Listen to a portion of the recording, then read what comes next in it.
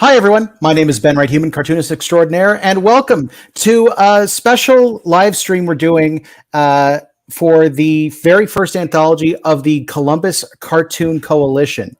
Joining me today is fellow cartoonist J.M. Hunter. How you doing? Hey, doing all right. How about yourself? Doing good. We are both involved with the organization itself, and JM and I have decided it's a good idea to try and basically talk about what this organization is all about and get information out there about what this particular Kickstarter is. Now, before we get too deep into it, I do want to point out we currently have the link at the bottom for the Kickstarter. We're not going to have that up the whole time, but it is also, hold on, which way am I pointing? That way, next to JM's head, we've got a QR code and the URL in the upper right-hand corner, so you can check it out anytime you like. Go ahead and drop that for now.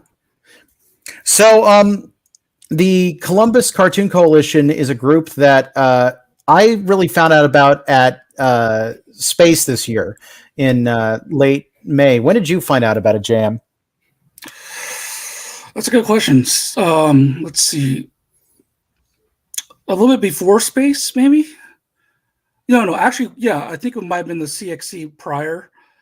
And then, but I may have signed up for the Discord, but it wasn't really on my radar till probably right before Space, Yeah, so probably on Space or maybe before that. I'm trying to think if there's other shows before that. But yeah, so Space is when I actually got to meet most of the people that were running it that I had not met yet. So right. So basically the same as me. Yeah. Space was kind of weird this year because they changed venues and, we're also, cons are just starting to open up again. And so they're still kind of figuring out a lot of this stuff. And as a result, we had pretty low attendance overall. So there was a lot of the tablers walking around and talking to each other. And that's how I met Sydney, who is one of the founders of the organization. Unfortunately, she wasn't available today, but she did notify, come by the table, get us involved in the Discord. And I was shocked to find out there were over 100 people in the Discord already, all cartoonists, all interested in networking. That was crazy, by the way. Hello. That is Jessica, who's one of the people who comes to a lot of these streams. Thank you for tuning in, Jessica. So similar story with you? Well, me, yeah. I think again, I was already in the Discord, and I can't recall how I got hip to the Discord. That particular channel, but it really didn't get on my radar till I guess a few months before Space, and they're doing that. So, or I would pop in and out every now and then, and I think I might have went to a couple of the meetings that were like the little work sessions here and there. Actually, now that I think about it, because I was starting to do a lot of Discord. What's that word? Where you work with other people, like a work along or something like that. Yeah.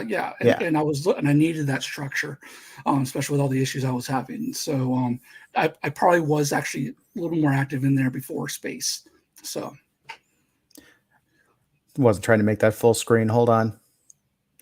Yeah. Feel free to take my headshot out if you need to, or whatever you need to do to make that. No, I was just trying to see if I could make it so that we could basically both have our work screens right below us, which would be kind of cool. Yeah, okay. I could actually close out of my other one if you want, and just don't worry about it. Okay. Just need to figure. We happen to hop on this call fairly quickly, so I'm just trying to find an easy way to do this. So it still doesn't have you in it. I'm trying to remember what was the one I liked before, the setting when I had.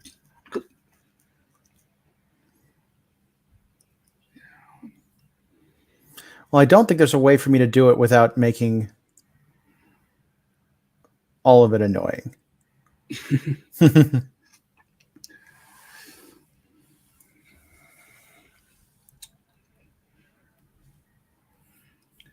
Yeah, well, while Ben's working with that, we can basically there is a link in the Kickstarter to the Kickstarter in the chat already, but and we'll probably put it on the little sticker, on the ticker, the bottom ticker too.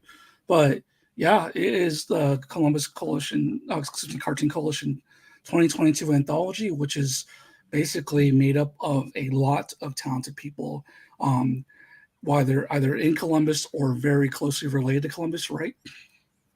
Right. Vast majority of them are just in the central Ohio area. I know if Yes, a couple people are also like spread out. I think one of them is currently moving to New Jersey, but was affiliated with Ohio. But for exactly. the most part, a lot of them are local. A lot of them are young, which is one of the things I find really interesting. Hmm. A large number of them are graduates of CCAD, which is a local art school in Columbus. Correct. Yeah, it's nice to have to see so much energy, like good, positive energy, and eagerness and hunger in the right direction, in the right sense, coming from this group, from the young recent graduates. I was very impressed by looking at their work and just meeting them face to face at Space, and then again at the street cat Mhm. Z show that I butcher names all the time. But yeah, so it's been a few run-ins with them now, and again, I totally invited him to come to the Discord server for the CX3 Discord server because it made so much sense for them to be involved.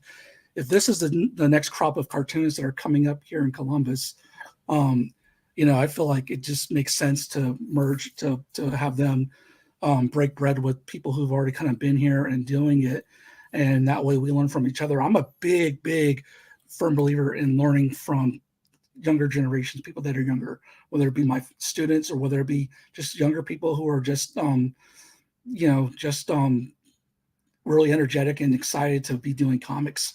I'm always learning from them, and it's just something that I look forward to. Now I get to work with alongside them and kind of like sing their praises. So it's really awesome. Yeah, I definitely hear that. Like one of the things that's been a pet peeve of mine when I moved to Columbus back in 2017, a big part of it was like I came from a comic school in Vermont, and everybody would talk about Columbus as this mecca of uh, indie comics. Like there's so many. There's both Space and CXC out here. There is the Billy Ireland Library. Like, there's so much stuff going on. Oh, hey, Ethan, what's up? What's up, Ethan? Glad to have you drawn along with us. But I get out here, and one of the things I discovered is, yeah, there's a ton of comic stuff out here, but it's not networked. And most attempts to network it seem to have trouble, in part because a lot of people are kind of using older methods of it. I think one of the big things that impressed me immediately with Columbus Cartoon Coalition is that they actually were using Discord as one of their main ways of communicating. Mm-hmm. And it struck me as a much younger group. They were actually networking in a way that I had been looking for about 5 years and hadn't seen. And yeah, it's basically what I've been looking for ever since I moved here. Gotcha. Yeah, I mean, like again, I was really I kind of am somewhat of a nomad. I'm nomadic. I travel through in and out of a lot of circles, and to the point where even before I actually moved here in 2018, I would come out here since 2014, 2015, or one of those years to do shows, to do Space, and to do SoulCon and CXC, and I would I would say, oh, hey, do you know, like I talked to one friend, and when we're sitting in the aisles in Artist Alley, I'd say, oh, you know so-and-so, right? And they're all, no. I'm like, you guys don't know each other? I'm like, you're both from Columbus. Like, and that kept happening over and over again. I'm like, how do you all not know each other? And how do I, from out of town, know all of you? And it was just really funny. So I was like, all right. So me, Mr. Network guy, would just be like, here's so-and-so, here's so-and-so. And I would just introduce everyone to everyone, because I'm really community minded, and I feel like share the wealth basically. And I think we can all vibe. And it's just exciting to me when I'm at those shows or at a con or especially an indie show. I get like I'm on a euphoric high almost. It's really interesting that I'm practically buzzing, and I don't drink or anything, but I'm buzzing because of the energy that's around me, and that's really gives me a lot of enthusiasm and makes me want to share it with everybody around me. So it's natural for me to want to sit there and like bring people together and say, hey, Team Comics, or let's do something, let's build something cool, and let's have fun. You know what I mean? Yeah. I'm the same way. Like I go to a con and I have like a runner's high until the con starts at least. Yeah. And just I'm manic running around trying to get everything set up. And it's one of those things that it's nice to start seeing some of that enthusiasm in other people too. Yeah. Even if we have to build it too, even if we have to build a hub that allows for people to find like-minded energies and to know that, hey, you're welcome here. We're glad to have you, and let's see what happens, and let's keep creating, together, or let's just back each other up as far as like whatever you're working on, or it's just like I said, it's a vibe, and credit goes to Sydney and I think Jack from the Columbus Scribbler and Mitch, who I believe started this whole thing, if I'm not mistaken. So yeah, Mitch was one of the founders. Yes, so I want to give credit to them for having the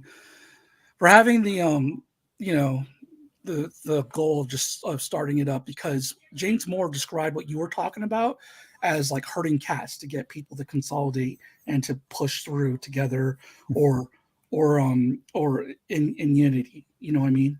Yeah. With the exception of the occasional space convention or small show that you'll see people like come together, like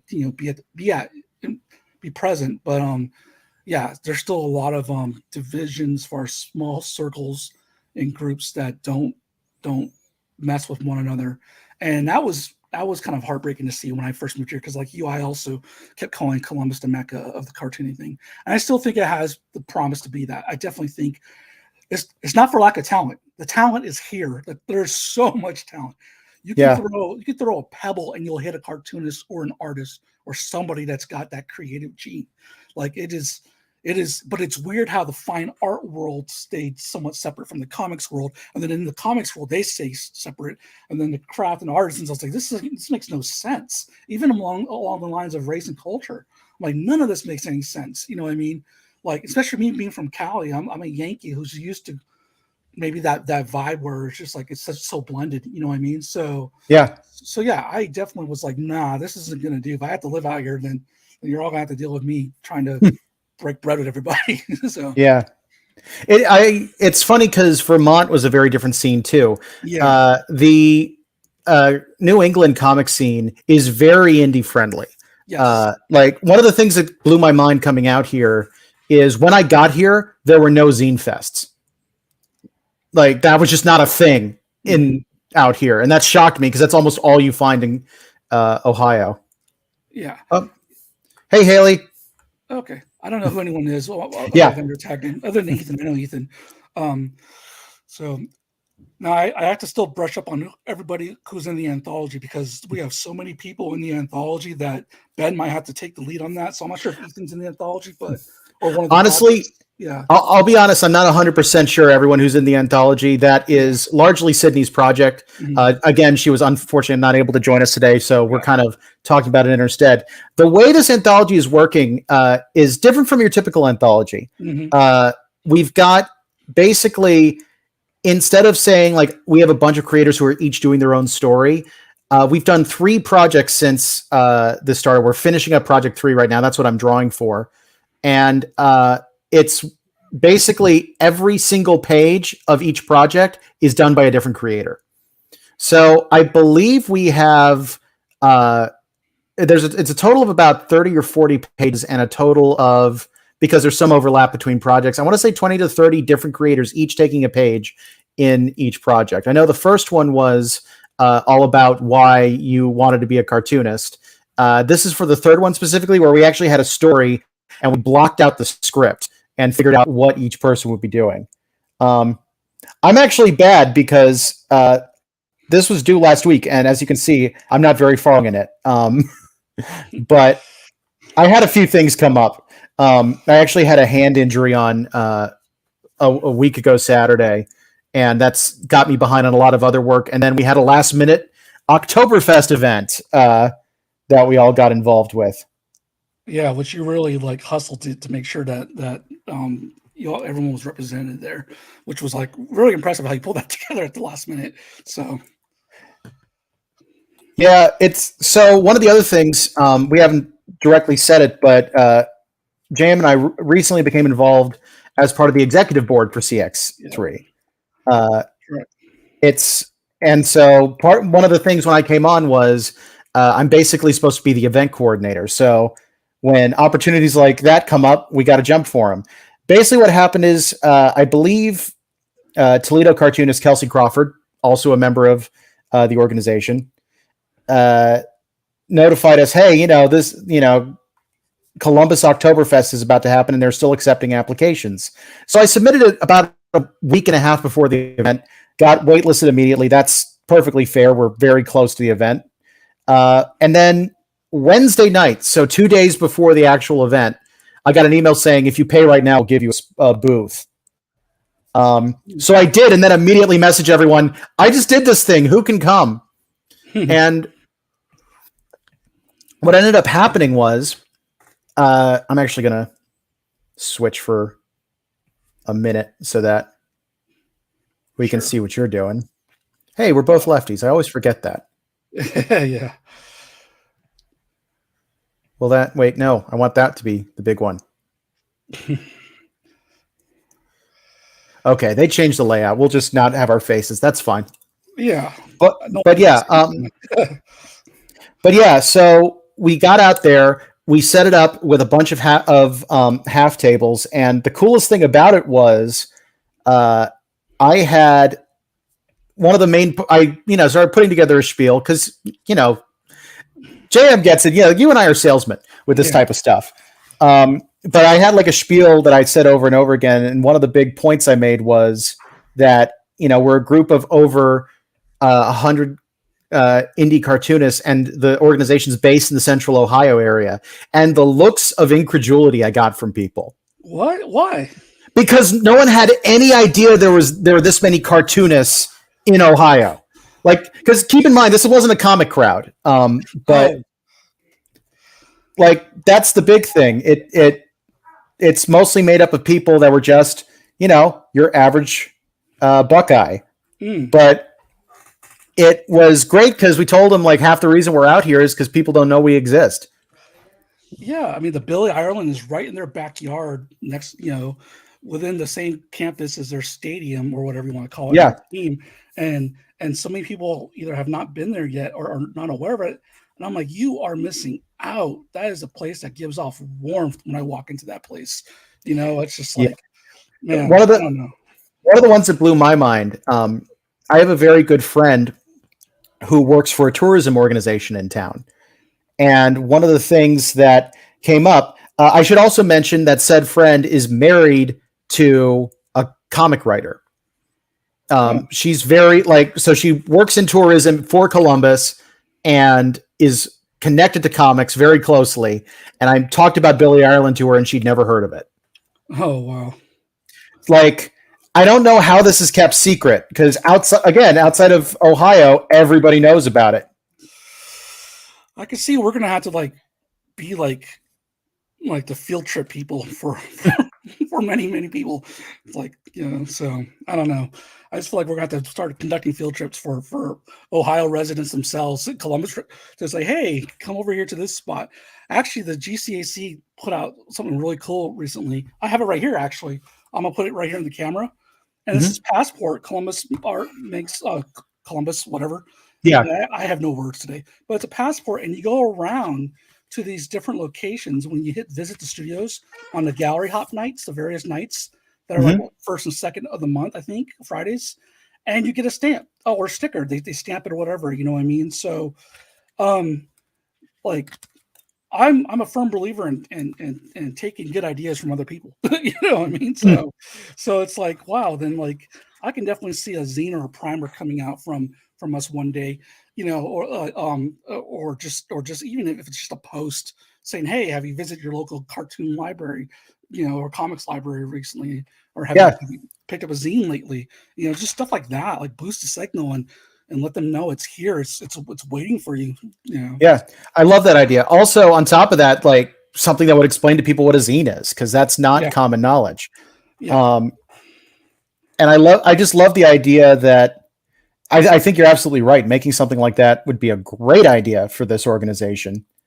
One we're constantly bouncing ideas back and forth on what we're going to do. We'll see what ends up happening with it. But yeah. I think people get sick of us because like once we get going, it's like I think we're the kind of people that the ideas never stopped. If you're lucky, like even when I sleep, sometimes I'm still have ideas, and I don't know if I call that sleep, but it basically it's just kind of like, oh, okay, yeah, I'm still thinking about this. So yeah, it's been interesting also. So we're hoping to do a lot more things like what we did with Oktoberfest, and have been talking about all kinds of ideas for pop-ups and things like that. I don't want to go too much into some of this because a lot of it's all speculation, but with the understanding that we've got nothing officially set up for this, you've been talking about a couple like their gallery shows and things like that. You were thinking we could maybe get involved with. I actually have some news. I spent some time this last Franklin Friday that happened, and I already had work in one of the exhibits, the Comics versus Art #5. Mhm. That the first show was at Wild Goose Creative Gallery, right there in that 400 district, and then the next one will be at I think in Worthington. I'll have to get the link for that, but so I talked to them. Then I also talked to the Soha people who put on, when you go down there, they're there every weekend with their different tents, and there's arts, crafts, clothing, and all that. And when I showed them what the kind of work we do and who I was with, the guy's face lit up. He was like, "Yes, we'd love to have you." So there's not too many, if any, comic creators or zine people down there at all, and they seem very, very attentive to wanting to go ahead and have us have a booth there. And I've already got the equipment to set us up with the tent and the tables. So all we need is the artist, basically. So I mean, yeah. Well, as long as we got enough notice, that's pretty doable. Like with 2 days' notice, we managed to pretty well fill the space we had. And with more notice, it'd be even better. I can also tell you, I was thoroughly impressed with the people I got to work with. I'm bad with names, and I only know some. I'm going to skip names for now, just because I'm too bad with them. But the people I worked with, I've worked with a lot of cartoonists who are not good at tabling. I don't mean that in a mean way, but like I should say they're not comfortable with tabling. They don't like the sales part of it. Because there's a lot of social anxiety among artists and things like that. I was amazed at how well, like, a lot of these people were very early. I think they were all very early 20s, and they were selling like champs. I was really impressed. If that's one of the things CCAD is teaching, they're doing a good job. Yeah, I think they do have. If I recall, CCAD has put on events. They get their people tabling. They get their people making anthologies. So they get their people like kind of already in the mess, and they have actual real professionals they work with, that they team up with. So there is a certain level of experience that they come out of there already having, which is translating really, really well to obviously this group and that we're doing. And if you're blanking on names, you got to remember we have over 100 something people in this group, and at any given time there could be a rotation of a handful of creators that will be at a spot vendoring or at a comic convention like in Columbus not too long ago, that Fanboy X, and there are people. In fact, our whole row, 90% of them were from our group, and I was just first meeting half these people. And it just ended up that way, that we all ended up in the same alley almost, and that was kind of funny. But so yeah, if you're blanking on names, you got to remember how many people we have in this group. It's that's what's good about this opportunity for SOA, is that it could be a revolving vendorings, and once we get this thing on a routine, or just get routine in general and get some good habits built, I think that you're going to see a lot of networking, and you're just going to see a lot of energy and fresh faces, and maybe some return faces, and eventually we'll show the rest of these groups that there is power and unity. And if you're feeling like you're plateaued with your craft or you're creating, come hang out with a fresh new group of people and creators, and feed on that energy, and maybe teach them a thing or two from your experience, and just kind of vibe together and create together. Even if it's just within your own stuff, you don't necessarily have to do a project with these people. It's just about, hey, yeah, trading experiences and tips here and there. Yeah, it's one of those things where there have been, I've had a little bit of trouble finding a group of cartoonists to actually hang out with in Columbus, because there are a handful of groups, and I always had to be careful because some of the groups made me feel great about being a cartoonist, and some didn't make me feel great about being a cartoonist. And there's a real like mental health vibe that goes with that. I'm not going to name any names because there are active groups, and I, full respect for them. You find where you're comfortable. And this is very much the type of place where there's constant chatter in the Discord. We're getting it every day. People are very enthusiastic about sharing work and opportunities and tips. Yeah. I think it's safe to say there is a bit of gatekeeping and a bit of what some people might refer to as a little bit of elitism, with certain individuals in certain groups. It's not necessarily the whole group. It's just like, hey, some people are kind of spoiling this for other people, and you might be jaded, or you might just be like, God, I've done this forever. But I don't know. That's if that's how you want to be, you do you. The rest of us are going to be out here building and building that connective tissue, because again, we are welcoming of people and creators of all ages from all walks of life that enjoy this comic and zine thing. And I don't see the upside to gatekeeping anyone out of these experiences. I don't get it. I don't get it. You know what I mean? So, and I've been in this comic thing since 2002, by the way. I'm old. I don't think people realize that, So, yeah, it's funny because I feel like the old guard, and I've been in comics since, honestly, working full time since 2016. Yeah. But yeah, I mean, I used to spend my whole paycheck at Artist Alley in California, at San Diego, and the first Wizard World that ever happened. I was there. And I would spend I only got made $400 for a paycheck. And I would just go and drop it all on Artist Alley, buying everyone's mini comics or their new comics. It was barely any prints. It was all just, hey, I made this story, or I did this book. And I'm like, oh, cool. And I tried to get almost everything they had on their table.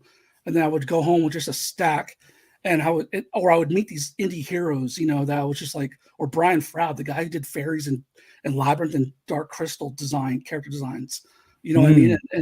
And those are the people I would just gravitate towards. I'd stand in line for Marvel and DC creators, or Vertigo creators, especially Vertigo creators, or McFarlane, kind of stuff, to meet the creators. But I wouldn't purchase any mainstream comics because I could do that at my retailer, at my shop. This was a chance for me to meet other creators that I wanted to aspire to be. I did my own stories, but I didn't publish anything. Not until like I did APAs and I did anthologies. Anthologies was my first start, and this is kind of my bread and butter. And I did those up until 2004, maybe. And then I was in real published anthologies with other people, but then published my own first mini comic. That didn't hit till around late 2004, 2005. And it was awesome. I still have my long reach stapler from those early days. I still have it. It still works. I absolutely still use my long reach stapler. Also just want to shout out, because it's a cool point Ethan brought up, just being around other people doing their own comics gets me pumped up to make mine. It's so helpful being around other people who love doing what you love doing. It can get distracting sometimes for me, but honestly, like, the energy you get is just incredible. Yeah. And Ethan, I saw your Instagram when you were taking over the Instagram. Oh, another great thing that our group, the Coalition, does. We feature artists on there that take over the Instagram for a weekend, and then they go ahead and either show off their work or show how to make something. They share a bit of their craft and behind the scenes and share themselves. You know what I mean? And it's really awesome. And just seeing Ethan comment brings up that memory for me, because I was watching Ethan, and Ethan just did this like really long form video. What was it? Were you inking, Ethan? Or I'm trying to remember. But it was almost like a little tutorial in a way, and that was really cool. I'm pretty sure it was Ethan that I'm thinking of that did that, and I had fun running the Instagram. I've never done Instagram live that much, and I did it at one of the zine shows here in Chillicothe, so that was really fun. So there's opportunity for creators to be involved in so many different ways when you're a part of this coalition, and it's inclusive. It's not like, hey, you have to pass this weird handshake test or something to get in. It's like, you're like, comics, okay, show up over here. So it's that easy. Yeah.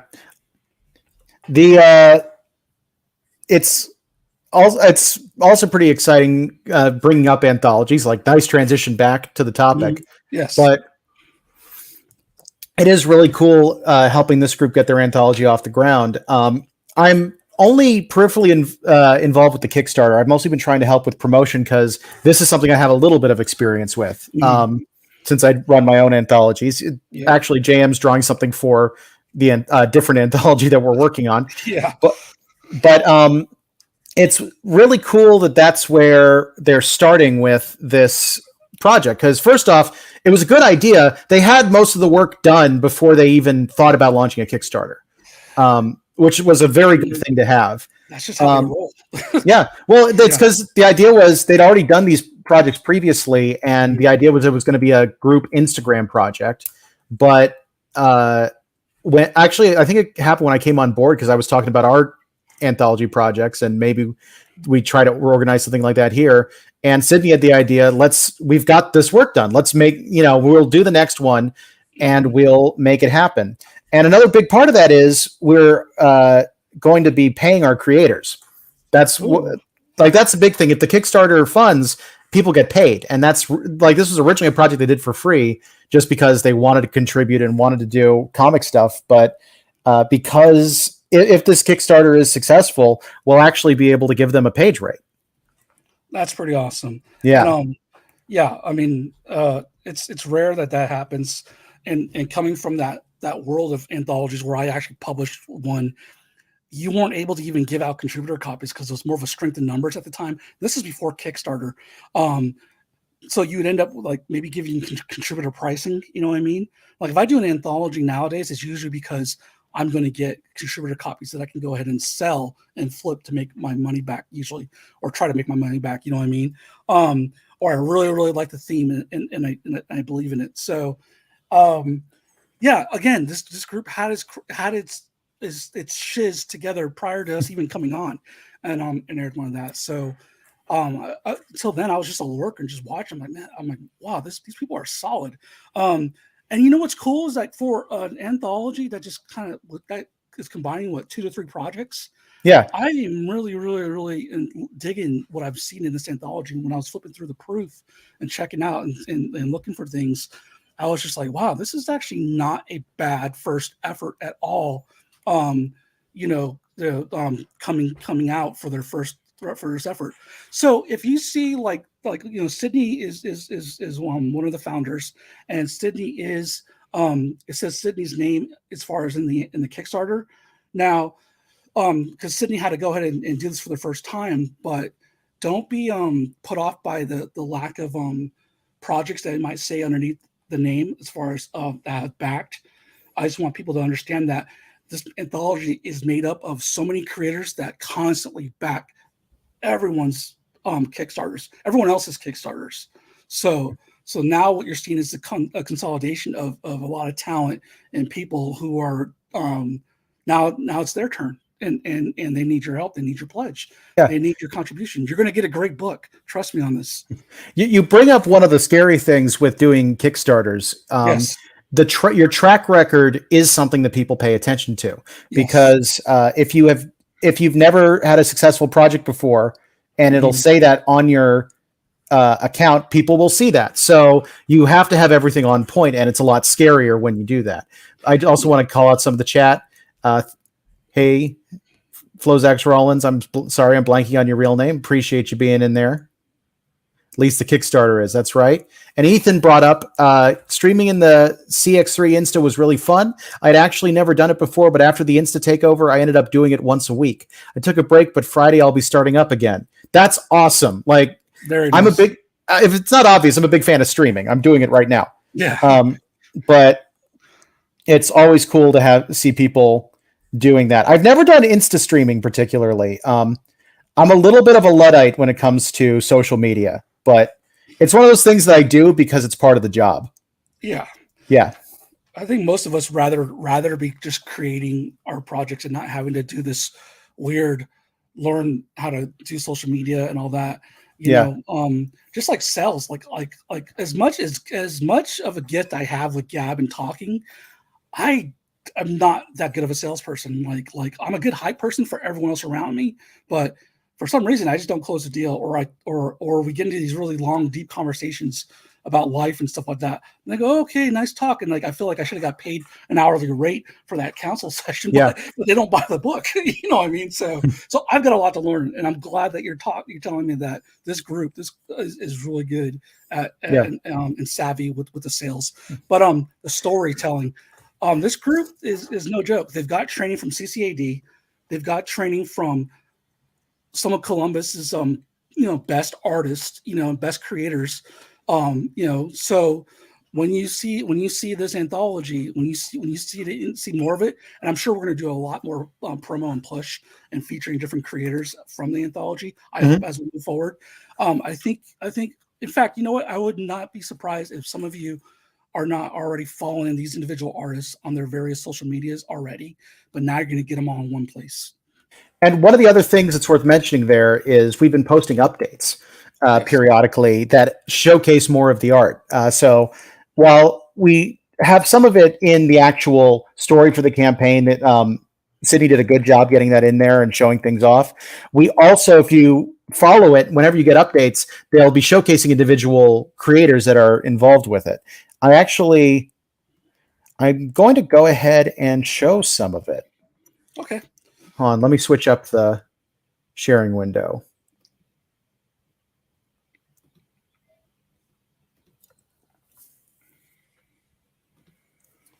Well, while you're doing your tech thing, I'll continue to gab and everything like that, and then just let me know when you're ready. But yeah. So again, we're almost there. Okay, we'll check it out. Let's just check out the artwork. Oh, sure. I didn't mean for it to pop up immediately. I was going to let you talk. Oh no, not me. Yeah. Go ahead, take it away. Well, just for example, this is one of the first updates that went up. Got to talk about Jeremy Fuscaldo. Jeremy's very active in the Discord. He's they're always bringing up, showing work or asking for advice and getting feedback.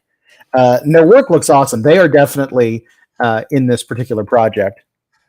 I saw a sneak peek today of what Jeremy's working on for this Kickstarter, and I almost wanted to ask to share it tonight, but I'm going to pump the brakes and see if we can maybe share it in a later update. Yeah. But yeah, it was very nice what I saw today. Yeah. We got, honestly, this live stream came together quick enough that we weren't able to ask for a lot of permissions. So we decided what we're going to share is the imagery that's already on the Kickstarter page itself, because that's fair game. Yep. Next up, we do have Kyle Windle. See him. Kyle's also pretty active in the chat. Ooh, look at that line. Yeah. I love that.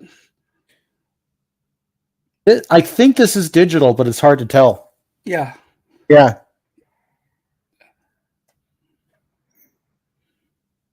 That's update 1. So yeah, it's it's just cool that you're going to have one book that has all of this in there. I know it's kind of the concept of anthologies, but the sheer volume of people you're going to get is not typical of anthologies. This is Sydney, the one of the founders of the group. Actually, I think I'm next. I think Sydney does type of memoir and stuff like that. So there's a lot of different styles and voices you're going to find in this book. Again, anthologies are a great intro to many, many different artists and a good sampling. I can't recommend them enough. So many good digital brushes out there. Really is hard to tell nowadays. That is right, Randall. Yeah. And thank you for reminding me of your name, by the way. Also, I appreciate the roast when we were talking about Instagram of insert old man sounds here. What? What's going on? I'm confused. The next one up is horribly ugly. Is that a derby? Is that what that's called? Yeah, I got that one Christmas, and I've been using it for my profile picture whenever I need a real picture. Yeah, just a derby with a light bulb on top, or not a derby. It's a bowler hat. A bowler hat. That's what it's called. Yeah. But yeah, I'm like, this is the page I'm working on now. Full disclosure, because I got behind, I basically finished a panel and gave it to Sydney, so we'd be able to pass on. But this is sort of the style that's going to be happening. Actually, fun fact with that, I can show this because I just did the line work. There's one thing about this panel that is now inaccurate because I'm doing some cool stuff with the with breaking the panel, Mm. and there's actually going to be a top thing cutting over it. Little movement lines. Oh, nice. Yeah. Yeah, cool. Yeah, nice little transition. And then I love how design wise you bring it back into the frame, so it's not breaking. It's not breaking the rules. And Yeah. the eye is still going to where it needs to go by the time you're done with the sequence. Yeah, I was thinking about having it go out, but then it would you'd probably look at this panel before you looked at the remaining panels. Yeah, I think you made a good decision.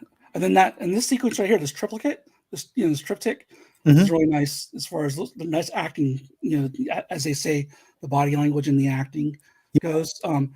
Yeah, very nice. I just realized a small change. It's the first time I'm seeing this, so I'm reacting live, everybody. Yeah. Well, I've been drawing it live. I've just had the other screen up. Just realized I need to get the little ear stuff in there. Do you ever fill in the ear like that? Because I don't know. I feel like every time I do the ears, I do ears with the strong amount of uncertainty. You know what I mean? It's like, how much do I do here? Do I do the little Matt Groening G thing, or do I sit here and try and? So it's just kind of like fake it till I make it, and then at the inking stage, you know what will really inform my ears going forward eventually is as I color more and do more cell shading. Mm-hmm. That's going to inform more of how much I include as far as anatomy wise, and some of those details. Some of those details are not necessary, But if I was doing a zombie, I would totally do the ear because because the whole point of doing zombies is to build up enough anatomy so you can break pieces off and chew pieces out, basically, right? Because you got to have something to destroy. I always like so Steve Bissett, when I was at the Center for Cartoon Studies, did an instructional thing on doing zombies. Yeah. Yeah. Oh, I name drop him all the time. But one of the things he did with that class was he said the best thing about doing zombies is there are no wrong marks. Because everything you do, like even if it gets, you just make it grosser. He had an ink. Go ahead. I was just gonna say he had an ink drop on one of his on the demo he did, and it's like, there, now it's a fly. Okay, you want to know? I have a Steve Bissett story. You want to know what he said to me? Because it's funny to juxtapose what you just said about his take on zombies. Mm-hmm. He definitely called me out on how wrong I was drawing Swamp Thing. Really? Because that's another one he said is really hard not to draw wrong. What did he say? Because he's like, yeah, we got to get you drawing Swamp Thing right. I was just like, ouch. I was like, I thought I was okay with the vegetation thing, but Swamp Thing is harder to draw than Man Thing. I prefer drawing Man Thing, and I like Man Thing more. But Swamp Thing is just like, it's that ridge. And there's all these weird ridges and arches. Yeah. And then there's another one, the collarbone weird thing too. Yeah. Yeah. So, but Man Thing's just like, hey, I've got tentacles. Let's get this done. So. I never really read much Man Thing. The only one of those I've read is Swamp Thing and Because of Steve.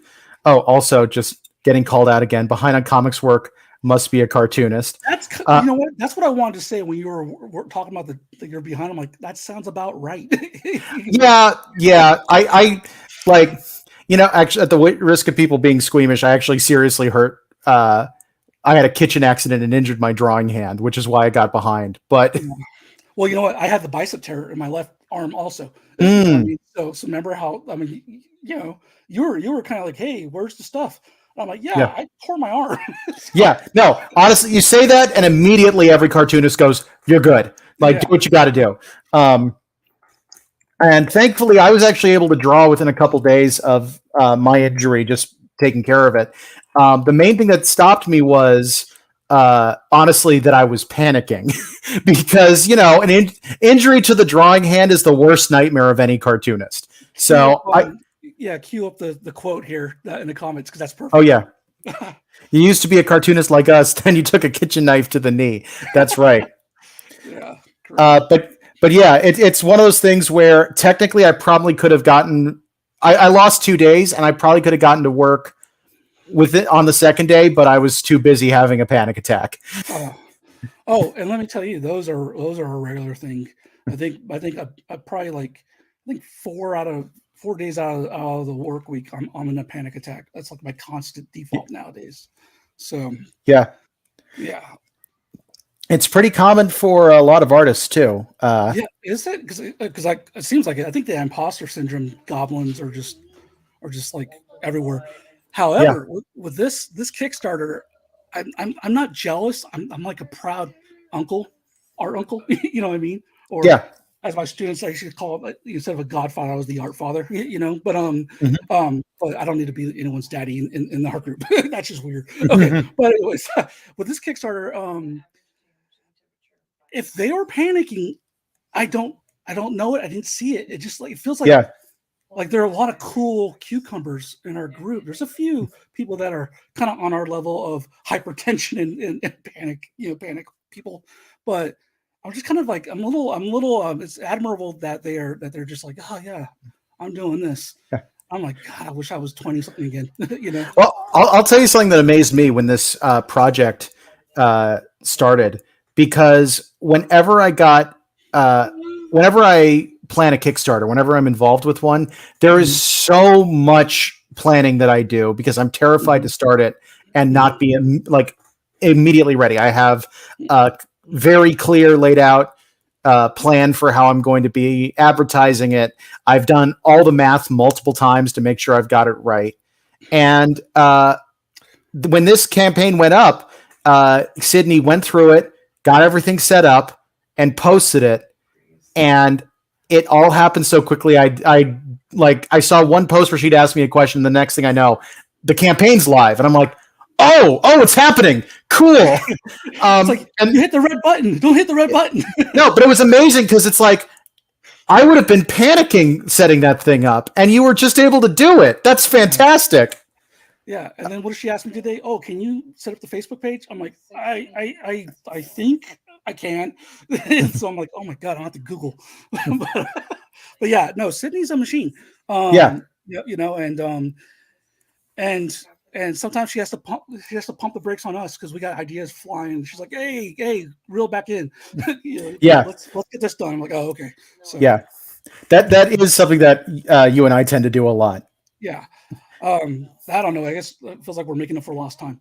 so but yeah. So anyways, so the anthology. If you go to the anthology page itself, the link is right there up on the Mhm. bottom ticker, everyone, and you can already see the different styles that are happening. These different frames with these CX3 colors with the orange, blue gray, and the yellow. So if you see that in the QR code, you know instantly that that's something that we're doing, that our group is doing. That's an initiative that you can check out, click on that, or if you see those colors, those are the colors. Those when those colors go up, that's go time. That means that something's about to happen. With a lot of cool cartoonists. So definitely hopefully it gets your attention. And be on the lookout for those colors because whether it be a Kickstarter or whether it be a pop-up show or a comic reading, there's so many things that are in the queue that are going to come to Columbus and surrounding areas. In fact, is it too soon to say? Will I be spoiling if I say there's going to be some representation at SPX coming up here? No, I think that's perfectly fine. I believe they have a half table, but even just besides what the Columbus Cartoon Coalition. I try to use the full name, especially when we're talking about CXC, because it gets That makes confusing with sense. CX3.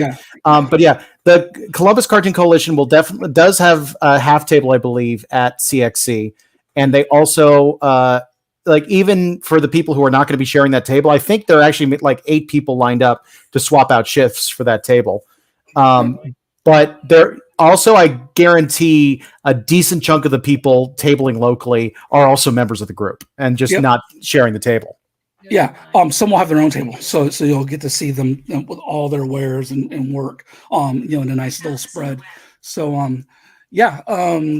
So SPX, CX. Since we kind of skirted around it, the CXC also is another show that we will have our people there. I have Mhm. half a table. I know there's a shared table, and there's probably a bunch of people. In fact, I'm pretty sure like 90% of the CXC vendors that are going to be there are a part of the Discord. They might not be as active, but then there's also several active members that will also be at CXC Yeah. Now I'm messing up the name. I'm messing up their name in October. So there's bigger shows and smaller shows, vendoring opportunities, pop-ups, comics readings, anthologies, Instagram, how-tos, like, and then soon coming to Facebook soon for us old people. We're gonna be everywhere. Yeah, that's the one thing that I'd really like to see happen with membership is I'd like to see some of the find a way to get the older guard involved more, because a lot of them don't use Discord, which, I mean, fair enough. There's so many different types of chat and social media things out there, and anytime people hear another one, they're like, but also, like, it's not. It really is. It was originally geared towards gamers, so it was aimed for a younger audience anyway. Mm-hmm.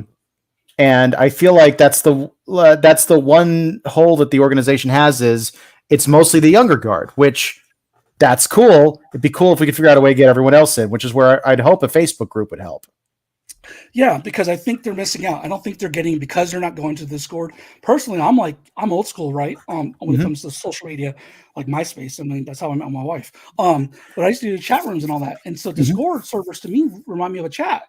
And I'm like, same. I get this. I understand this. You know what I mean? So I gotta be quiet. My kids are doing homework. Sorry. But I'm excited. But again, I get Discord. But once we get the Facebook thing going, I hope they see how much we're actually doing, how active the members of this group, of this coalition are, whether it be on their own or together. And I hope they see all this new stuff that's going to happen, that's coming up. And the anthology is just like the tip of the iceberg. You got to understand, this anthology is what, 2-3 projects, 3 separate projects now being published in one format, one anthology. That's 3 projects already under the belt and finished, y'all. What's also funny about that is 2 of the projects, I'm pretty sure happened, like, at least one of them must have happened during lockdown. The group has not been around that long. I want to say a year if not 2 of them. Yeah. Is it only a year? I feel like they started in 2020, but I could be wrong. You know what? But you're probably right. Even if they weren't started in 2020, even if they were started in 2021, 3 projects in that time is pretty impressive, especially when they had multiple contributors. Yeah. You want to know how long my anthology took with over 60 different creators? 4 years. Yeah. 4 years. I believe it. And they knocked out 3 projects already. Now we have an anthology. So yeah. It's that young energy, harness it. We've talked a little bit about Discord. One of the things that you and I have talked a lot about is trying to get more involved in Columbus itself. Again, these are sort of pre-plans. We don't have anything official on the books. We have a lot of ideas. I know 2 of my big ones have been, I really want to get a digital con happening. And I want to see about having some comic shop, like, quick pop-up cons. I really want to see if we can organize a mini convention in a month for almost no money. Which I think should be possible. But those have been kind of my side projects in this group. Well, I have talked to some people that are not necessarily in the comics realm that are willing to do pop-ups, and graciously that's coming from the art district, the fine art district, Franklinton and all that, with the galleries, various galleries, as well as the Soul Hub and vendoring thing. Another gallery that we might want to approach is Blockford. You know what I mean? So it feels like the fine art galleries are kind of like into our energy, and they're like, oh yeah, okay, this sounds great. I think we can fit you in, or I think we can work something out. So I'll give you all that information as well, so that way we can all make sure we follow up on that. I would like to get involved with the other comic circles in Columbus, as well as some of the comic stores, whether it be just doing some readings and projecting some cool motion comics, or or slideshows on the side of the wall in one of our esteemed comic shops that we all like and know and love. So there's some people I would love to reach out to, or if you're listening to this, please get in touch with us, or just expect us to hit you up soon, because that's something I know we would love to do. spoken word. There's so many different. Just Columbus is rich, like I said, with creativity and talent, and there's no reason why we shouldn't be talking to each other and seeing how we can I don't know, boost that energy and provide some type of output for the whole community. Yeah, I absolutely agree. It's one of those things that seems like it should be. I like coming out here. It was a no brainer, and I was kind of surprised that it wasn't already the case. Yeah. I will also say, like, when cartoonists show up for stuff, or when we have some of these events that seem that I was surprised not to find more of, it's definitely been big. Like, one of the things that surprised me, I've only done one zine fest since coming here because I haven't had a chance to do Street Cat. The one I did, and unfortunately I believe it's defunct because honestly it started in 2019, so the 2020 show kind of couldn't happen. But it was called Tiny Paper Zine Fest. And I love that one. It was the best I'd ever done at a zine fest because honestly, in Vermont, I didn't do very well at zine fests. Jess is the one that ran the Tiny Papers. And Jess and I replaced Jess as an art teacher at one of the middle schools. So Jess is the one who put on Tiny Papers, and you're right. I'm just saying I miss Jess. So yeah, but it was one of those things where it was really cool because a lot of people would show up and they had no idea. Again, they had no idea that there was something like this going on. They'd never seen a zine fest.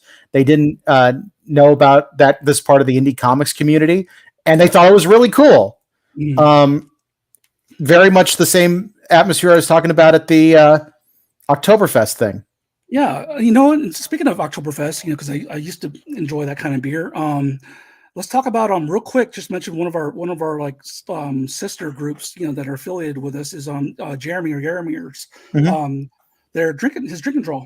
Drinking draw.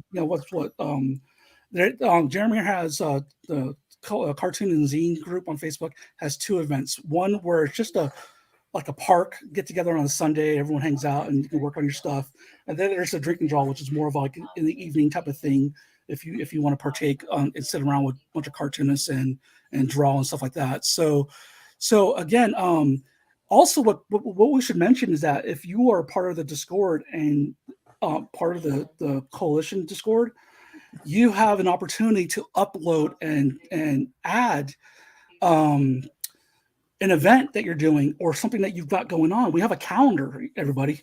We have a calendar, so there is a consolidated effort to get the word out about everything that's happening. As long as you're in that Discord and you're waving your hands saying, "Hey, I got this going on and I'd like to do it," I think we have a calendar, or if not one yet, we have one in motion that you're going to be able to go ahead and upload to it.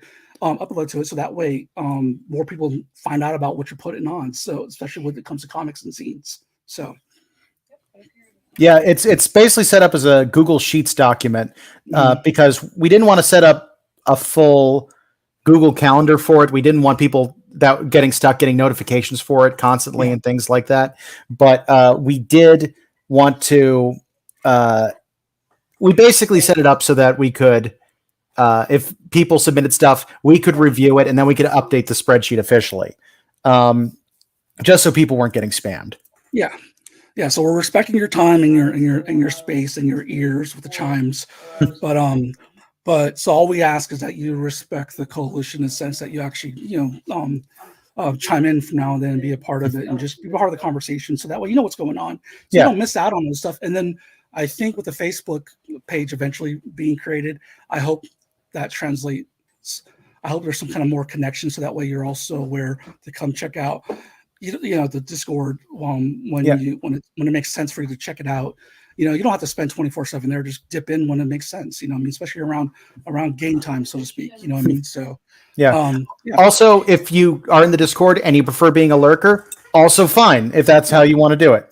Yeah. In fact, I'd love to know that all those lurkers, because that Discord is robust with a lot of members. I hope to see a lot of those lurkers pledging to this Kickstarter. Yeah, because you've already seen behind the scenes of what people are working on. Why not check out the finished book? And the other thing is, like, it's a pay it forward situation in a lot of ways. A lot of cartoonists are eventually going to do a crowdfunding campaign. And when they do, it's really nice to know that at least that 20, like there's a joke at cons that the same $20 keeps getting passed around. Wait, is it up to 20 now? It used to be 5 only. Yeah, I always heard 20. Okay. Inflation. What are you going to do? Okay. But yeah, it's one of those things where, especially like we're going to do more projects like this. We're going to get more people involved. We're going to hopefully get new people involved too, because it's always nice working with the same people. We try to bring, in my anthology group, the one separate from this, we try to bring in new blood with every project because you don't want to have the same stable the whole time. And it's very likely if you weren't in this project, we actually had a lot of people ask, can we get in on this project after it was too late, after the docket was full? Like, if this project's successful, we will do more projects like this. So, yeah, the amount of potential that exists for doing more projects and doing different types of projects, not necessarily just an anthology, is really, in my opinion, limitless because of the talent pool and the knowledge base that we have in the coalition. Also, I just wanted to shout out, thanks to anyone watching this. If you happen to be some of the people who decided to back us in the last couple of hours, because it looks like we're up $100. Oh, nice. Very cool. Thank you so much. Yeah. And we're not even the pretty people in the group. You're doing that. That's really thankful then. So. But yeah, it's very exciting to see this happening. I'm just looking forward to the whole process. Like I'm gearing up for a Kickstarter myself, like JM's in that anthology project too. And so we were a little worried that it might be tough. There might be a conflict of interest trying to deal with both, but it's looking like they're going to be fine once we end up having to switch gears ourselves. Yeah. Yeah. To me, it's, and part of the reason why I have a trouble separating the two is because there's some similar crossover people like yourself and me, and maybe Jeremy even, to where it's almost like, oh, this is all the same group, because in my opinion, there's a really nice vibe of community in both groups. So that's why I've kind of taken it for granted in the sense that, hey, this is all the same. They're all cousins. It's a family gathering. So it's true. Like part of the reason our group worked so well was that it was a lot of the people all went to Center for Cartoon Studies with me, or in different years. And so we were kind of used to having that kind of vibe. So we just immediately fell back into it. And it's interesting because this group is similar, except with CCAD. They're all, there's so many people involved with that program that they're kind of picking up where they left off from that school. And we are just kind of joining in because we're used to that type of vibe from other places. Yeah. And, I want to shout out another group, another startup recently in the Columbus community, and that's Lone Crow Printing. So they just did some of my prints, as well as they're doing some of my zines and my comics that I'll have for CXC.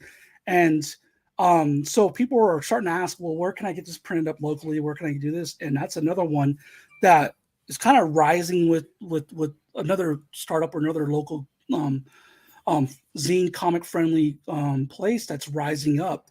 And so with Columbus being the metropolitan area that it is, you're going to see like a lot of different things that are starting and rising up.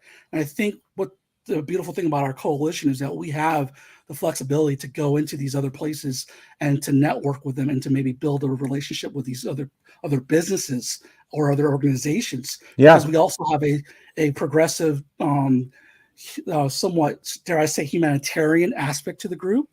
And that's been one of Sydney's callings, if I'm not mistaken,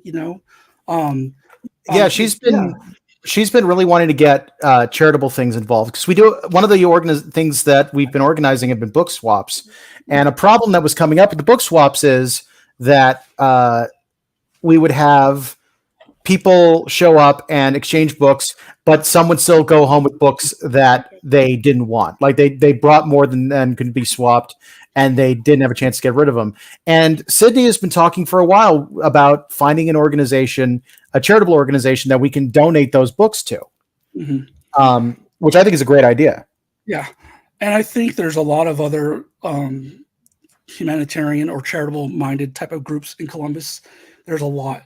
there's a lot of good whether it be academic or whether it be just like community-minded organizations in Columbus in general. And I feel like that we have the potential to kind of like sew up some of the gaps with what we're doing, because the beautiful thing about our medium with zines and comics and mini comics is that it is a bundle of paper or a digital bundle that can reach and kind of go in between the cracks where other places or other type of media cannot, or that'll get glossed over. And it may not be the first thought that you have, but it'll definitely still be lingering there because it's just sitting there on your desk or in your pocket. You know what I mean? So the beautiful thing about us being the craft people behind that type of medium is that, you know, we have the potential to go ahead and navigate these other circles, these other places, and these other causes to eventually not just get the word out about my woe is me comic or something, but maybe I write a comic about maybe like my ADHD or a chronic illness I might be dealing with that resonates with the foundation or a whole group of people that also share the same experiences, because comics truly are for everyone. And Right. everyone has a story. So I see a lot of potential with this group, is all I'm saying. One of the things also that you brought up was the thing with Lone Crow Printing. Mm-hmm. What was cool to me about that is printing locally has been a problem for a lot of cartoonists. I've actually talked to, whenever I would talk to any of the local cartoonists, there was one printer they'd mention, Page by Page Printing, which unfortunately is now defunct. Yeah. But it was one of those things that I was a little shocked that this was the only one available, and there were a few. Like, it was a great service, and you know, dealing with an individual person, but I often needed stuff with quick turnaround times, which was tough because there was often a backlog there. Yeah. But the fact is, just being in this group, I've learned about 2 local printers that I'd never heard of before talking to any other creators. Yeah. I might have to ask you who the other local printers, or it's just blanking right now. But it was Zip Print. Oh, okay, cool. Yeah. So good. That's another one on my radar then.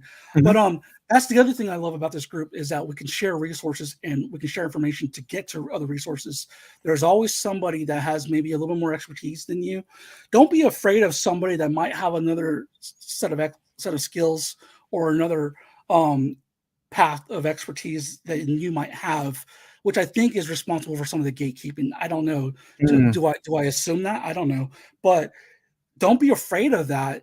Embrace it, because that's someone to learn from. That's someone to share knowledge with, and knowledge should be shared, in my opinion, not kept close to the vest, because it does no one that much good. Maybe your bottom line and maybe like your dollars and cents at that point in time, but is it really benefiting the overall in the long run?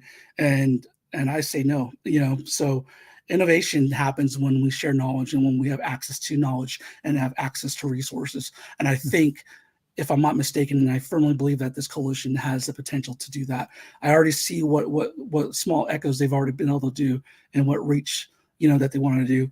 You know, I call them the little guys, or the little people in that sense, you know, but I feel like it's like there's so much heart in this group, and the premise behind this group that started before we even got here, that is why I threw in my substantial weight that I have, you know, physically with this group, because I was like, you know what, they're doing something nice. I think rather than me start up something new on my own, I'm gonna throw my weight. I'm all in on this one, and let's go from here, and let's go. You know. Yeah, it's funny because I did debate whether I wanted to try and start something up when I moved here. It's like, I'm a freelancer. My schedule is a lot more free than a lot of people in the comics industry, because at the moment I don't have a side gig or anything like that. I theoretically would have the time to run something, but I also knew that I didn't have the energy to start from scratch. Like, that is a lot. And becoming part of the executive board was realizing that this is a group that is already trying to do what I wanted to do. Yeah. And that is very exciting. Yeah, it made sense. I was like, you know what? They're already there. They're already starting to build infrastructure. They have the energy. They have like quite the pool of talent. You know, they have like I said, they have a good heart. It's in the right place. You know, there's no malice that I can detect at all. And I'm like, you know what? Let me just see if there's something I could help out with. If there's whether it be just being a cheerleader and a hype man or something. You know what I mean? Let me see if there's anything that makes sense for me to deal with this group. And surprisingly, I feel like we've only started to scratch the surface. So, there was one other thing I wanted to say, but I can't even recall it. Managing energy. Like, people say I only have so many spoons. I'm like, I did it wrong. I grabbed a bunch of forks instead, and unfortunately, I think I've injured myself way too many times with these forks. So I only have so many forks, and they're usually sticking out of my back. You know what I mean? So as far as managing energy goes, trying to do something from the beginning. I don't know. I feel like there's already a group established. There's other groups established. Let's just start networking. Let's start sharing resources and sharing knowledge and sharing that vibe. Yeah, it is.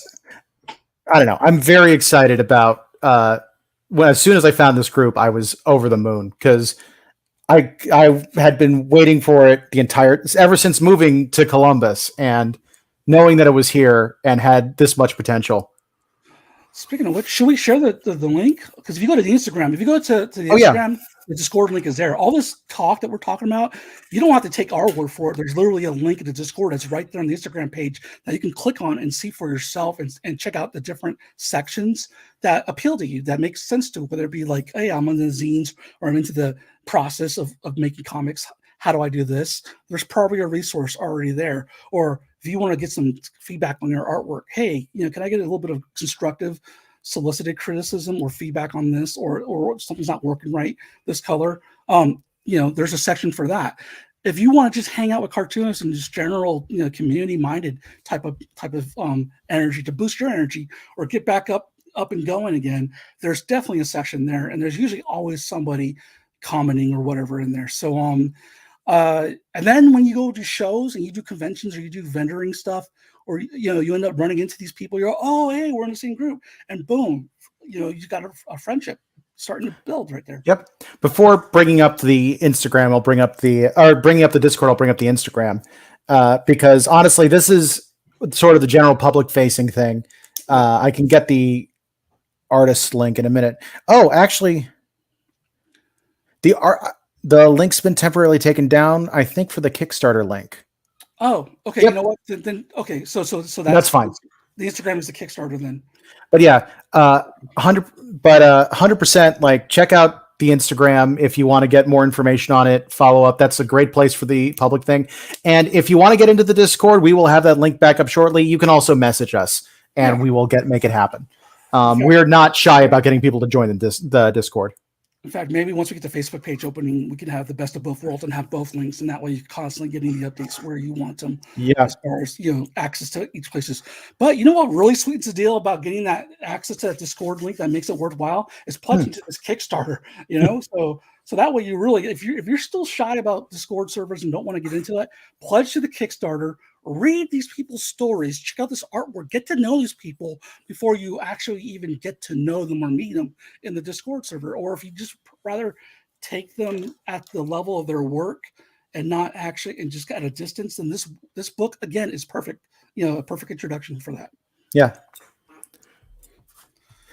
All right. I kind of want to at least finish the line art before we're done. What else is there to talk about? I mentioned that at some point I want to do a digital con. That would be an interesting thing to try and figure out. That would be fun. There was a convention I participated in last year. It was my best digital con of the year. It was called Ghost Con. Unfortunately, they're not having it this year, but that's sort of the model I was thinking of. Okay. And it would basically involve everyone would need to have the ability to stream to Twitch, but we basically set up panels based on that. And if we could do that, I think this would be the group to do it with. Yeah. I think one of the tricky things with a lot of cartoonists is a surprising number of us are a bit technophobic. And I feel like this group will be less so. Yeah, no, this group tends to be a little more digital savvy. In fact, they're teaching us new things. If we're talking about like ideation and things that we'd like to have, like dream goals, one of the things I would like to do is have something that's similar to what we're doing now as far as us live streaming. And you would have to have like a Twitch channel or something of that means to participate. or at least with camera and audio, and that's like kind of like cartoonist games or arty games. You know what I mean? Like where we're sitting there playing like creative type of games, and it's almost like there's a really good app that I keep forgetting the name of. I always forget the name of it, but I've watched YouTubers play it, and it's fun because it's so random and it's almost a surprise. You don't know what you're going to get, and then you don't know who did it, and that's really fun. So different challenges or prompts. We're about to hit October, which is the month of drawing challenges, right? Yes. It is the season of drawing challenges. Many, and I think why wait a month when you can have your very own group of cartoonists that are next door can get together, 4 or 5 of us, and sit there and bust out some fun jam art or take on a challenge, and you can see the creation process in the moment, and then who knows if it's not worth if it's better than us throwing it away, then maybe it gets collected later on. That's another future zine maybe. One of the things that I'm hoping to do this year, speaking of October, is I want to see if we can do something with Inktober, which is a major art exercise artists like to do in the month of October, where they do 1 illustration a day, roughly. Yeah. See, I don't do Inktober. I'm against it, but I'll keep that to myself for now. But there's plenty of other October themed drawing challenges that still fit that mold, whether it be October, Drawalloween, Inktober, if that's your mileage. There's so many. There's not as many drawing challenges in October as there are cartoonists in Columbus, but there's definitely that many prompts, I would say. So yeah. Another one that I've considered, it was 24-hour comic day. I gotta tap out. I can't do it anymore. But you know what I can do is hourly comic day, which is so. But 24-hour comic day is coming up, though. Is that why you bring it up? Yeah, it's the first weekend. Wait a minute, it's the first Saturday in October, which would be the first this year. Which is also CXC. What is it not? No, CXC is the week after. Oh, okay. Yeah. Okay. I don't know if I want to burn out before CXC. Yeah, Actually, I'm not sure if I have 24-hour comic day in me this year, but I did think it would be cool at the very least if anyone's trying the challenge. We keep the Discord has a chat room basically with actual video or audio chat. We keep that active and as a place where people can hang out. Okay. Yeah. Okay. You know what? I like that idea. I was going to say, is it more of a virtual aspect? Because that could be a good test pilot for your virtual. Oh yeah, we're not doing it in person right now. Okay. Like, I would love to someday, but also that is a lot to work out. Yeah.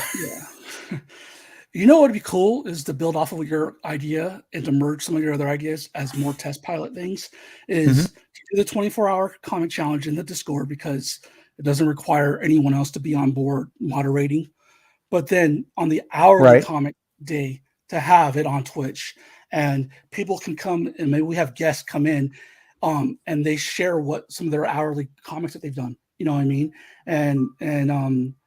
And while I don't think we'll do it 24 hours because people end up sleeping, and a bulk of the hourly comics are, I slept for 6 hours or whatever.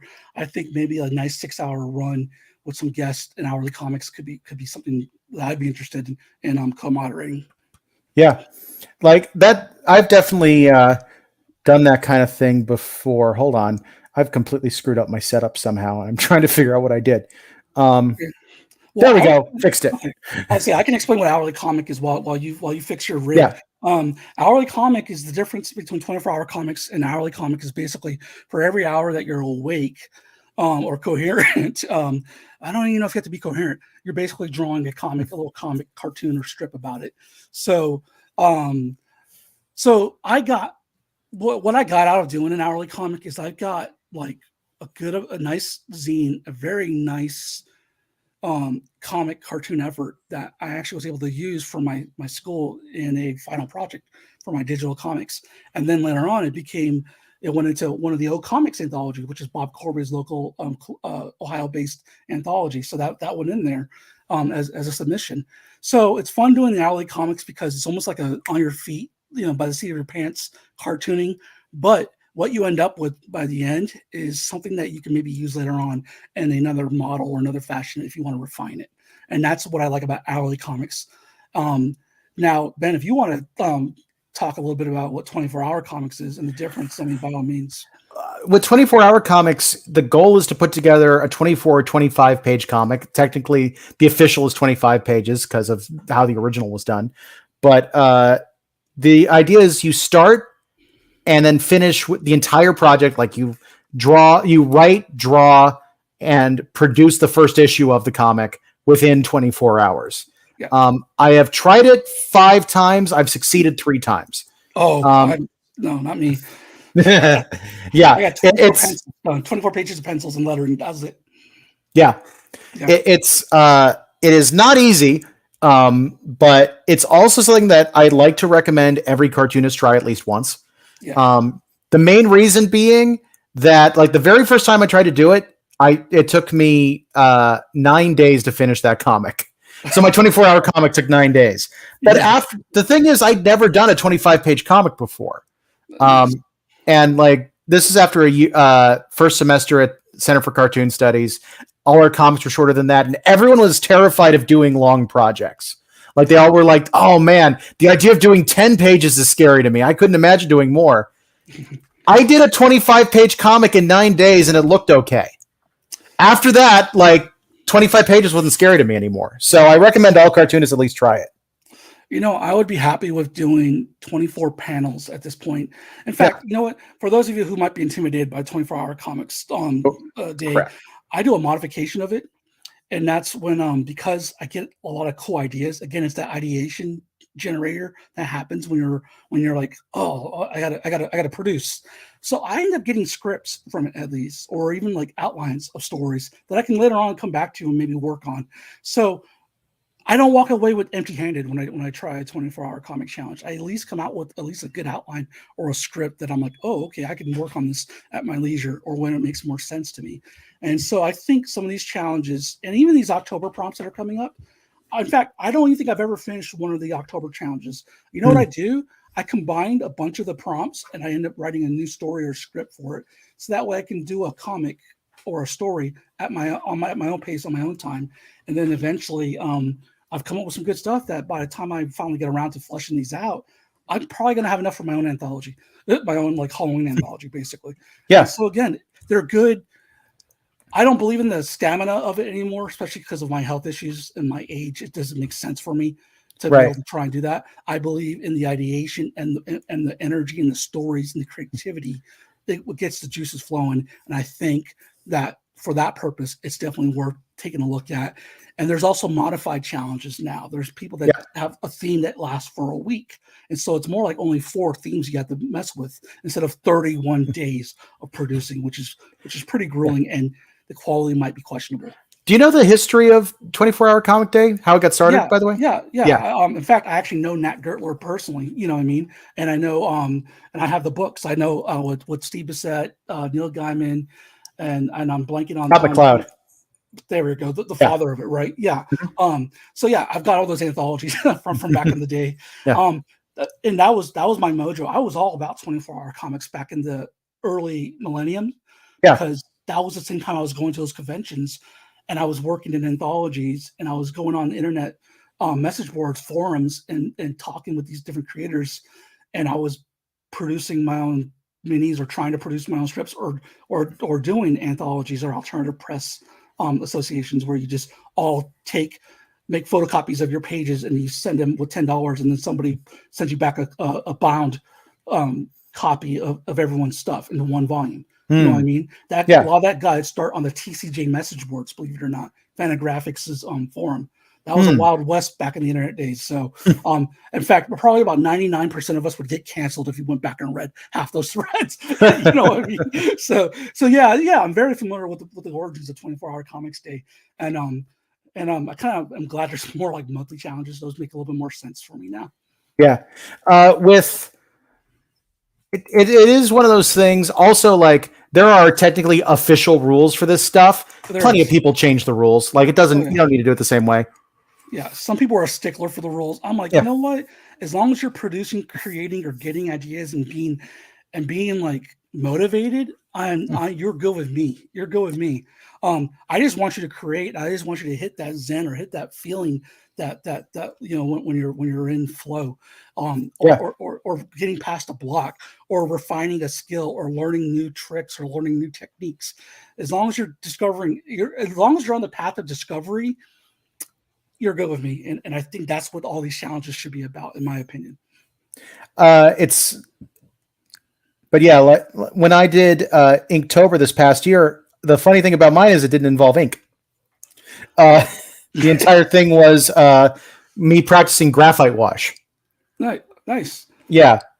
And actually, I never ended up doing it because prose writing has never been a strong point of mine.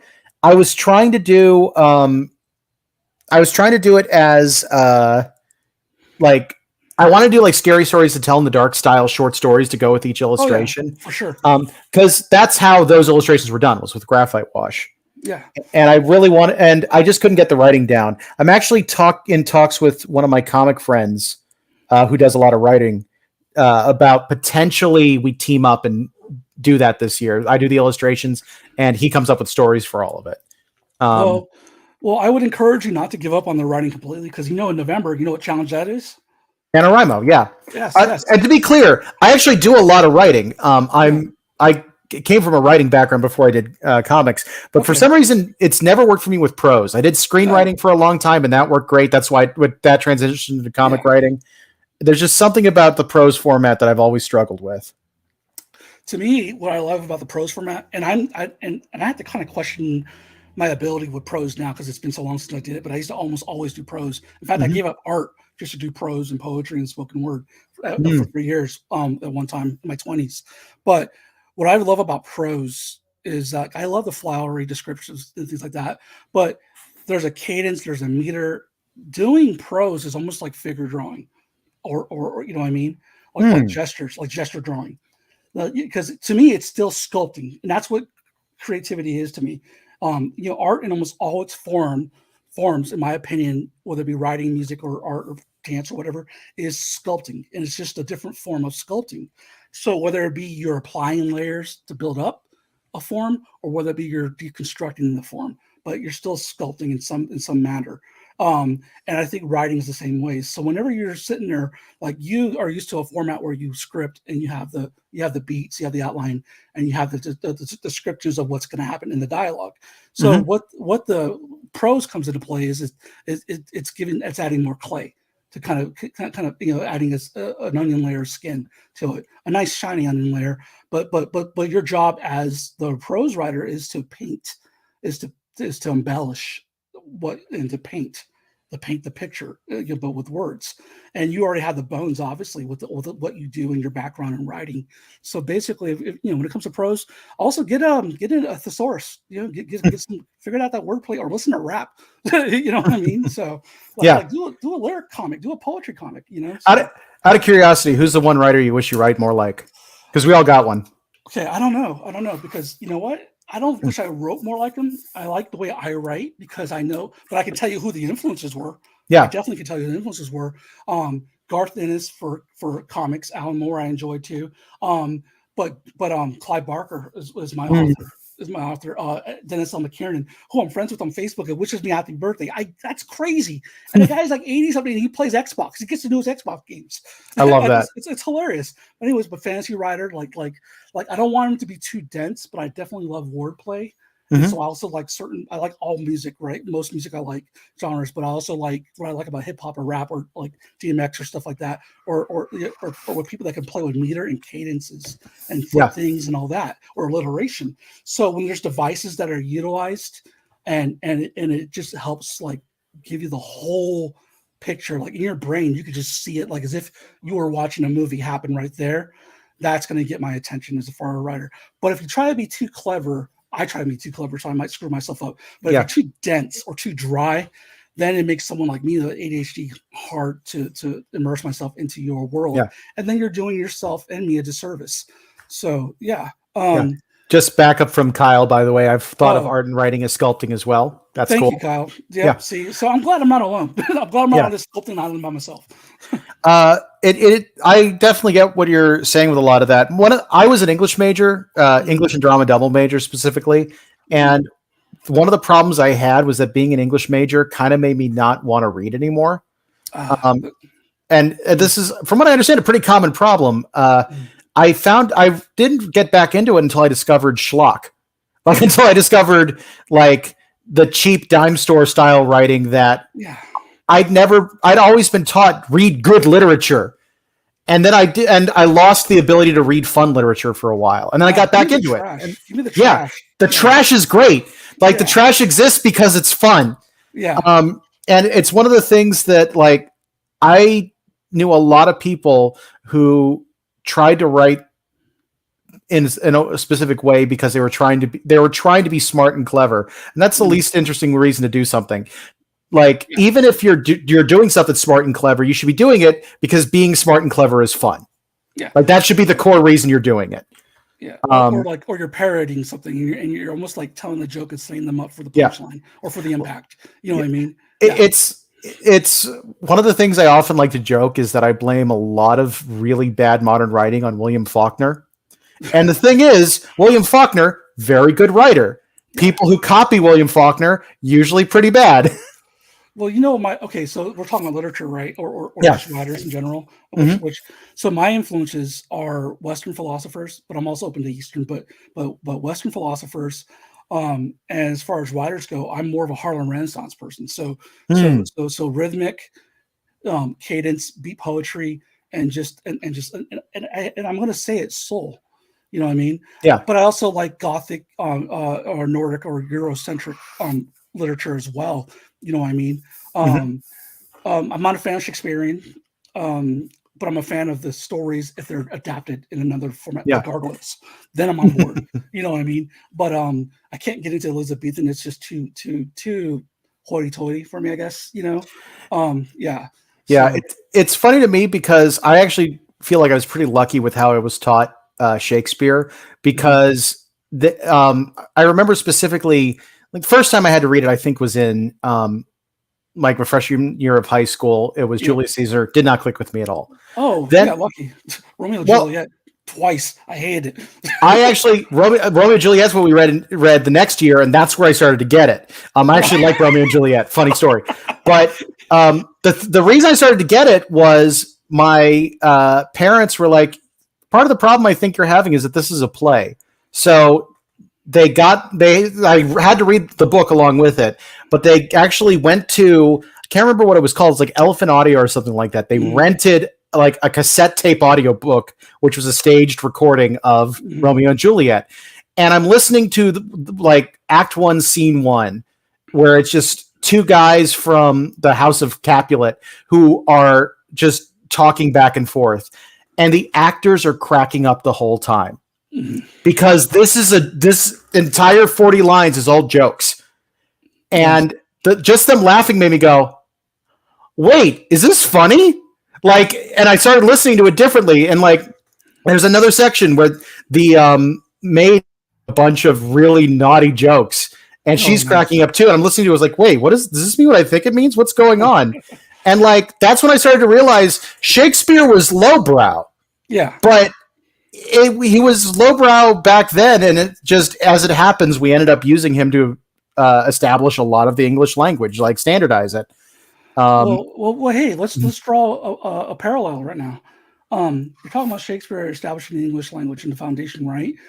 How much of comics is the foundation of people's literacy? It's the thing, oftentimes, that breaks through to get someone to read that doesn't like to read. Listen to Victor Dandridge Jr. talk about his discovery of reading and comics.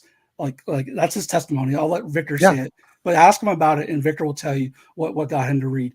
My wife is a teacher, and bringing comics and graphic novels into the classroom is how she boosted all her students' literacy scores. Yeah. So it works. So yeah, lowbrow, the things that are maybe not taken seriously at first, or that's made for entertainment. Is interesting how it becomes the foundation of a society or or the norm later on. Yeah. You know. And it's funny because one of the things I started to discover with comics, because, you know, I was an English major. I did all those clever games because I was like, you have to be clever. That's what you do. You're trying to write the great American novel, which don't never try to write the great American novel. You'll almost always fail and end up disappointed.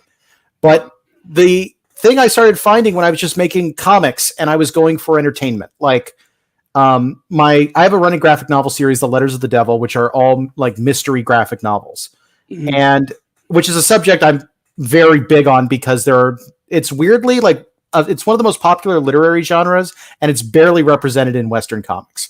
But one of the things that was interesting to me is that the more I worked on it, the more games I started playing on the page, because I really now when I'm playing games, it's not because I'm trying to be clever. I'm doing it because I'm like, this is a really cool idea and I want to do this in a comic. Oh yeah. Yeah, art comics is my foundation. Experimental art comics. That's why I took to alternative and underground comics so much, and because I had a fine art background in school, and we weren't allowed to bring our comics or do comics in classroom because it was frowned upon. So I was always like, how do I bring this into it? How do I bring this into the classroom? How do I one up you? How do I, you know what I mean? And so that's why I take a lot of risks and they don't always land, you know what I mean? But it's the path of discovery. Just call me Mr. Star Trek. All right. You know, live long and comic, you know, I mean, you know, so, so anyways, but, I love this conversation, but we probably should get back on track to CX3. We might want to wrap it up because we've been going for about an hour and a half. Yeah. I think I'm dehydrated and I need to find water.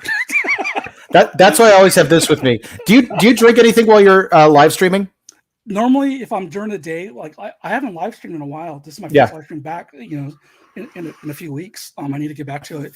If it's during the day, I'll like to have coffee. I like a warm beverage, especially coffee. Yeah. But I have to be careful because then it gets my levels up too much. Right. But water I'll usually have. But yeah, I do enjoy having a beverage like of some type with me when we're doing live stream, because you're talking a lot, you know, and then God forbid if you're doing like a panel or something and or when I'm moderating a convention panel, which I tend to do, you know, a few times a year. So but this was fun. I had a great time, and let's go ahead and wrap up with some heavy talk about this Kickstarter. Sounds good. Well, once again, we are here doing this to support the Columbus Cartoon Coalition's very first Kickstarter. They're doing an anthology where they collect their first 3 major projects into a single book. This is actually going to have a tight turnaround, is what we're hoping. The goal with this is to fund a print run that they want to get taken care of in time for CXC, which is October 6th through 9th. This is a tight turnaround.